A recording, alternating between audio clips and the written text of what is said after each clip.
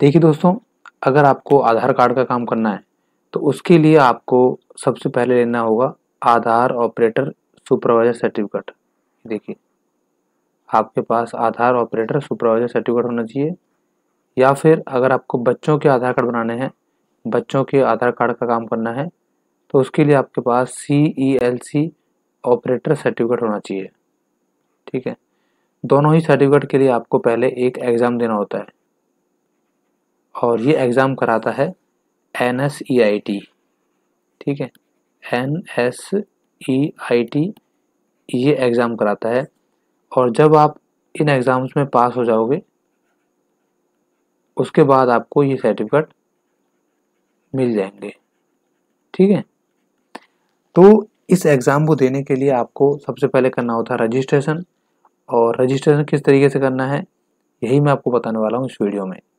ठीक है, तो देखिए, सबसे पहले आपको आना होगा इसके लिए, इसकी जो ऑफिशियल वेबसाइट है NSEITexam.com, यहाँ से आप गूगल पे आओगे, वहाँ पर भी लिख दोगे ना आपकी NSEIT एग्ज़ाम या फिर आधार एग्ज़ाम, तो भी आप इस पेज पर पहुँच जाओगे।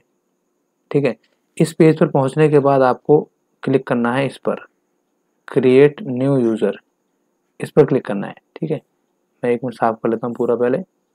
यहाँ पर क्लिक करना है आपको, क्रिएट न्यू यूज़र।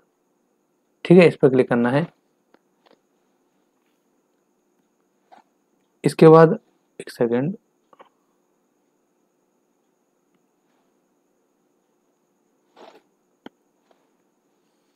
इसके बाद देखिए आपके सामने ये वाला पेज खुल जाएगा। यहाँ पर लिखा हुआ है new user sign up form. ठीक है, यहाँ पर आपको सबसे पहले अपलोड करनी है अपने आधार कार्ड की XML फाइल। अब ये XML फाइल कहाँ से मिलेगी, तो इसके लिए आपको आना होगा आधार कार्ड की वेबसाइट पर। चलिए चलते हैं आधार कार्ड की वेबसाइट पर, इसे यहाँ से क्लिक कर लेते हैं। ठीक है,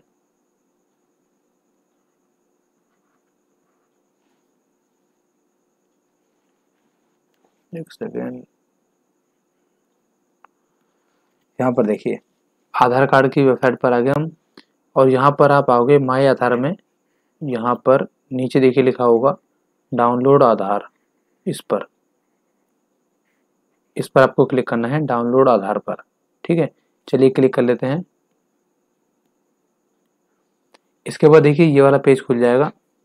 यहाँ पर आपको अपना आधार नंबर डाल देना है, इसके बाद यहाँ पर कैप्चा कोड, इसके बाद सेंड OTP, इस पर क्लिक करना है। ठीक है, चलिए क्लिक कर लेते हैं। इसके बाद देखिए आपके नंबर पर एक OTP आ जाएगा, OTP को आप यहाँ पर डाल देना, उसके बाद लॉगिन पर क्लिक करना है। चलिए क्लिक कर लेते हैं। इसके बाद देखिए आपके सामने ये वाला पेज खुल जाएगा। ठीक है, यहाँ पर आपको क्लिक करना होगा ये वाला दिखा है, ये देखिए ऑफलाइन के EKYC, इसको हम XML फाइल कहते हैं। ठीक है, तो यही आपको डाउनलोड करना है, इस पर आप क्लिक करेंगे। चलिए क्लिक कर लेते हैं। इसके बाद देखिए इस तरीके का पेज खुलेगा। यहाँ पर आपको एक कोड डालना है। ठीक है, कोड आप अपनी मर्जी से कुछ भी डाल सकते हो, जैसे कि 1 2 3 4, ठीक है, या 1 1 1 1, कुछ भी डाल सकते हो। ठीक है, कुछ भी कोड डाल दो, उसके बाद सिंपली डाउनलोड पर क्लिक करना है आपको। ठीक है, चलिए कर लेते हैं। इसके बाद देखिए हमारी जो फाइल है वो डाउनलोड हो चुकी है, आपको यहाँ दिख रहा होगा, यहाँ पर हमारी XML फाइल डाउनलोड हो चुकी है। ठीक है, इसी फाइल को आपको यहाँ पर अपलोड करना पड़ेगा। चूज फाइल में जाके आप इसको सेलेक्ट करके अपलोड कर देना। ठीक है, चलिए कर लेते हैं। इसके बाद देखिए यहाँ पर आपको शेयर कोड डालना है। देखिए शेयर कोड वही था जो अभी आपने बनाया था, आपने वहाँ पर जो डाला था, जैसे कि आपने अगर वहाँ पर 1 2 3 4 डाला है, तो सेम टू सेम आप यहाँ पर डाल दीजिए उसको। ठीक है, इसके बाद यहाँ पर नीचे आपको दिख रहा होगा मोबाइल नंबर, तो यहाँ पर आपको अपने आधार कार्ड में जो मोबाइल नंबर रजिस्टर्ड है उसको डालना है। ठीक है, उसके बाद आपको वैलिडेट, इस पर क्लिक करना है। चलिए क्लिक कर लेते हैं। इसके बाद देखिए दोस्तों, जो हमारा मोबाइल नंबर था वो सही था, इसीलिए यहाँ पर हमारा जो OTP है वो जा चुका है। ठीक है, अगर मोबाइल नंबर सही नहीं होगा तो OTP नहीं जाएगा। ठीक है, तो OTP यहाँ से जा चुका है और OTP आपको यहाँ पर डाल देना है सिंपली। यहाँ पर डाल के OTP और वेरीफाई OTP इस पर क्लिक करना है। चलिए कर लेते हैं। मैं आपको देखिए आराम से बता रहा हूँ ताकि कोई भी मिस्टेक ना हो, आप तसल्ली से देखिए। इसके बाद देखिए आपको सबसे पहले तो यहाँ पर डिक्लेरेशन देनी है, कंसेंट पर क्लिक करना है यहाँ पर। इसके बाद यहाँ पर आपको ईमेल आईडी डाल देनी है। ठीक है, इसके बाद आपको शो XML कंटेंट इस पर क्लिक करना है। ठीक है, पहले इस पर, उसके बाद ईमेल आईडी इस पर और उसके बाद इस पर क्लिक करना है। चलिए क्लिक कर लेते हैं और इसके बाद देखिए दोस्तों हमारा जो रजिस्ट्रेशन था वो कंफर्म हो चुका है, मतलब कि सक्सेसफुल हो चुका है। ठीक है, यहाँ पर आपको एक यूज़र आईडी मिल गया है। ये हमारा यूज़र आईडी है, ये वाला, ये यूज़र आईडी है, ये है यूज़र आईडी। ठीक है, और ये है हमारा पासवर्ड। ठीक है, इसी यूज़र आईडी से और पासवर्ड से आपको लॉगिन होगा। ठीक है, ये यूज़र आईडी और पासवर्ड आपके ईमेल पर भी आ गया होगा, आप चेक कर लेना। ठीक है, चलिए आगे बढ़ते हैं हम। अब वापस हम आएंगे लॉगिन पेज पर और इस बार हम यहाँ पर यूज़र आईडी में वही यूज़र आईडी डाल देंगे जो भी अब मिली थी और पासवर्ड में वही पासवर्ड डाल देना जो भी आपको मिला था। ठीक है, इसके बाद साइन इन इस पर क्लिक करना है आपको। चलिए क्लिक कर लेते हैं। इसके बाद देखिए आपके सामने ये पेज खुल जाएगा। यहाँ पर सबसे पहला काम है हमारा अपने पासवर्ड को चेंज करना। ठीक है, तो आप अपना पुराना पासवर्ड यहाँ पर डाल दीजिए और उसके बाद जो नया पासवर्ड आप बनाना चाहते हैं वो यहाँ पर डाल दीजिए। इसके बाद कंफर्म पासवर्ड में एक बार दोबारा से डाल दीजिए पासवर्ड को।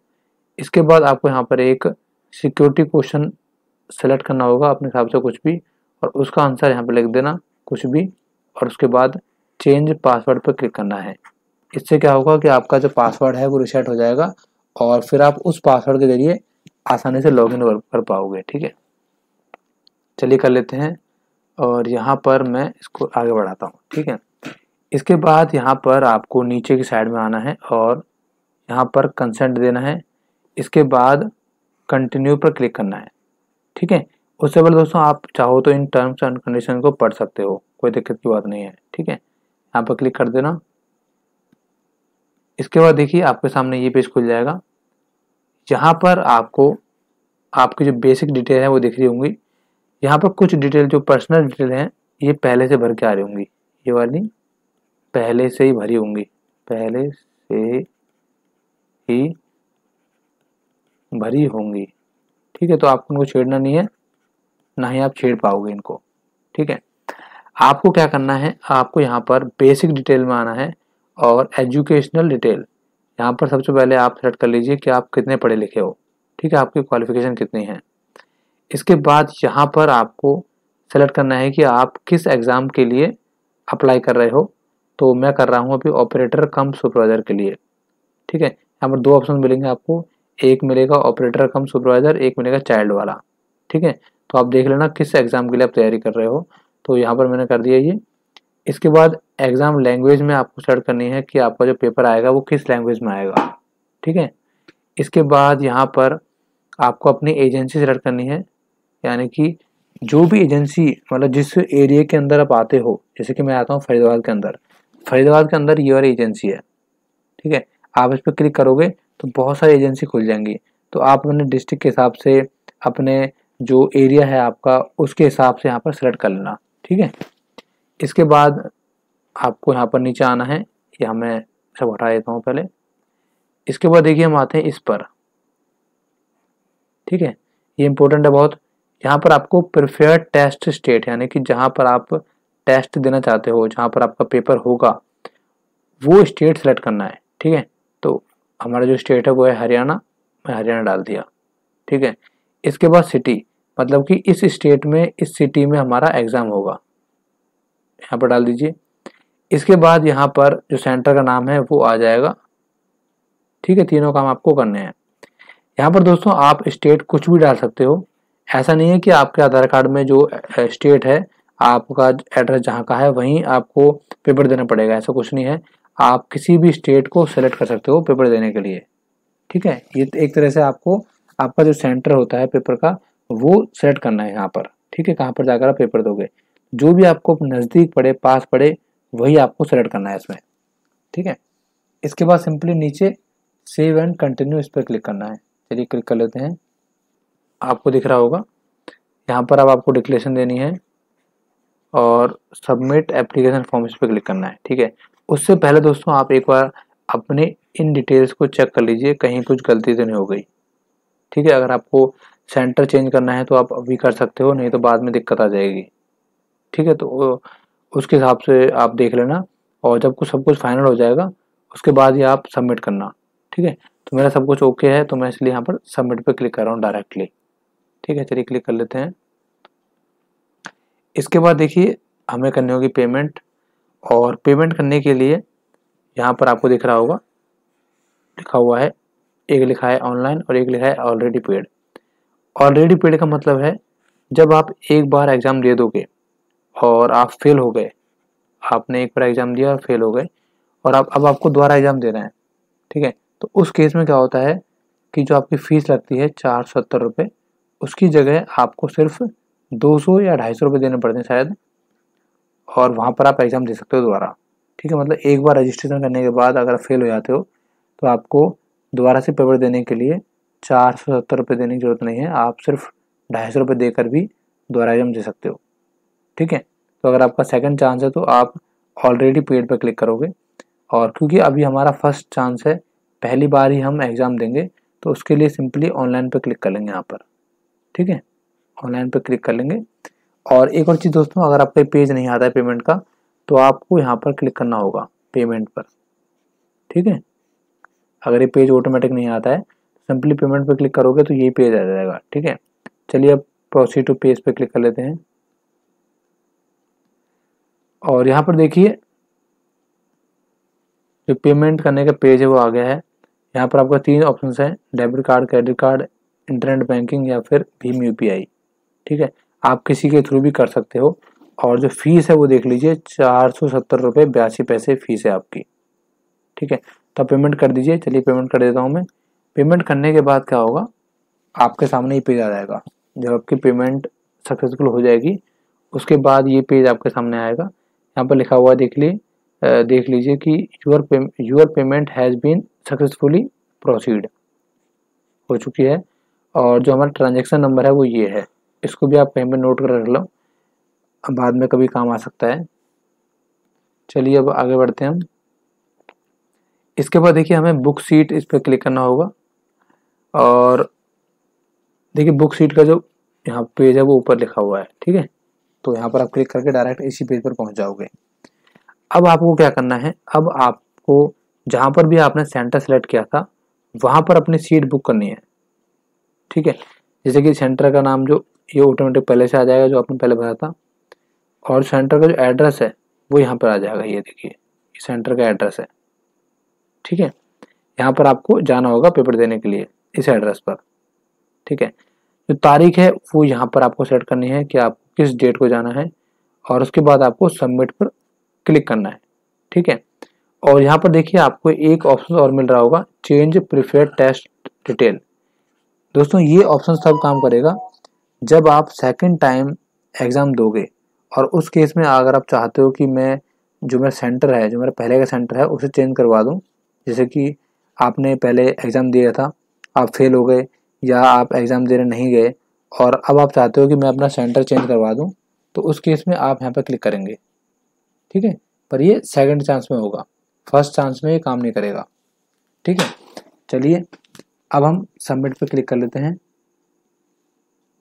यहाँ पर, और इसके बाद देखिए दोस्तों यहाँ पर जो डेट आपने सेलेक्ट की है वो आ जाएगी, और कौन सा दिन है वो आ जाएगा। पेपर आपका कब से स्टार्ट होगा, देखिए दोपहर के 2 बजे हमारा जो टेस्ट है वो स्टार्ट होगा, और 120 मिनट का ये पेपर रहेगा, मतलब 2 घंटे का पेपर रहेगा, और अवेलेबल सीट आ गई है अभी एक सेकंड, जो अवेलेबल सीट है वो देखिए एक है। इसका मतलब ये है कि अगर आप इस सीट को बुक नहीं करोगे कुछ टाइम तक, और किसी और ने अगर ये सीट बुक कर ली, तो फिर आपको ये डेट नहीं मिलेगी। ठीक है, तो आपके लिए अच्छा रहेगा कि आप जितना जल्दी हो सके उतना जल्दी अपने सीट को बुक कर दें। ठीक है, नहीं तो आपकी डेट बढ़ती जाएगी आगे। ठीक है, बुक करने के लिए आपको सिंपली बुक पर क्लिक करना है, लिखा हुआ है बुक, इस पर आपको क्लिक करना है सिंपली। चलिए क्लिक कर लेते हैं। और ये देखिए दोस्तों, हमारा जो सेंटर था वो सेलेक्ट हो गया है, हमारी सीट भी बुक हो गई है, सारा काम हमारा हो गया। ठीक है, हमारा एडमिट कार्ड यहाँ पर आ गया है। ठीक है, एडमिट कार्ड आ गया है, इसी को लेकर हमें एग्ज़ाम सेंटर जाना होगा और हमें अपना एग्ज़ाम देना पड़ेगा। ठीक है, जो ये एडमिट कार्ड है उसे आप यहाँ पर क्लिक करके भी निकाल सकते हो डायरेक्टली, व्यू एडमिट कार्ड पर क्लिक करके। ठीक है, इस एडमिट कार्ड में सब कुछ लिखा होगा कि आपको कहाँ जाना है, एड्रेस क्या है, कब जाना है, किस डेट को जाना है। ठीक है, इस एडमिट कार्ड के साथ आपको अपना आधार कार्ड जो कि लेटेस्ट हो, जो कि लेटेस्ट ई आधार हो, लेटेस्ट बिल्कुल नया वाला ई आधार आपको ले जाना है। प्लस में फ़ोटो ले जानी है अपनी, जो नई फ़ोटो है, जो लेटेस्ट फ़ोटो है वो ले जानी है। प्लस में अपना आपको ये लेके जाना ही है, प्लस में एक आईडी प्रूफ और ले जाना, आधार कार्ड के अलावा भी। ठीक है, वो वहाँ पर मांग सकते हैं आपसे। ठीक है दोस्तों, तो यही था। अब देखिए पूरा हो चुका है। ठीक है, इसके बाद देखिए हम बात कर लेते हैं यहाँ पर कि जो टेस्ट की तैयारी करोगे आप, उसके लिए यहाँ पर कुछ मॉक टेस्ट भी हैं। मतलब कि आप यहाँ पर देख सकते हो कि किस तरीके से पेपर आता है। तो उसके लिए कुछ यहाँ पर सैम्पल पेपर हैं, मॉक टेस्ट, इस पर क्लिक करोगे तो आ जाएगा ये पेज वाला। और यहाँ पर देखिए इतने चैप्टर आपके आएंगे और हर चैप्टर में से इतने क्वेश्चन आपको मिलेंगे। ठीक है, तो आप इस तरीके से तैयारी कर सकते हो। और तैयारी करने के बाद दोस्तों, अब आपका यहाँ पर काम पूरा ख़त्म हो चुका है। अब आपको सिर्फ जिस भी डेट को आपने सेलेक्ट किया था उस डेट को जाना है, अपना एग्ज़ाम देना है, बस। ठीक है, जहाँ तक दोस्तों मैंने आपको पूरा बता दिया और आई थिंक मैंने कोई भी चीज़ नहीं छोड़ी है। इसके अलावा अगर आपको कोई दिक्कत आ रही है, कहीं आपको कन्फ्यूज़न है, कहीं आपको कुछ अटक रहा है, तो आप प्लीज़ कमेंट करें। वीडियो अच्छी लगी है तो लाइक ज़रूर कर दें। मिलते हैं नेक्स्ट वीडियो में। Thank you very much.